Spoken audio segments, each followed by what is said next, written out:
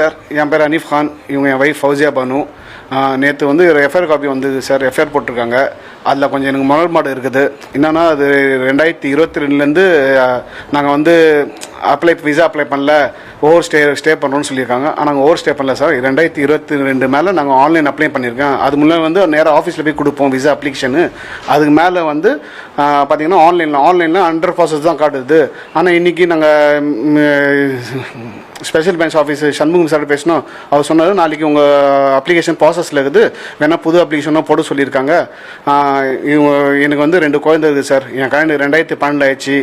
Okay, சொந்த தாய்மாமன் பொண்ணு, இந்தியன் ஒரிஜின் தான்.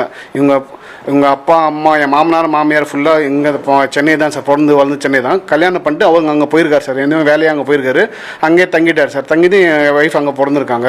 அது பாகிஸ்தான் நேஷன் ஆகிட்டாங்க. நான் அங்கே கல்யாணம் பண்ணி கூப்பிட்டு வந்துட்டேன் சார். 2012 கூப்பிட்டு வந்துட்டேன். 2012 இப்போதைக்கு 12 வருஷம் ஆயிடுச்சு சார். எனக்கு ஒரு பொண்ணு ஒரு பையன் இருக்காங்க சார்.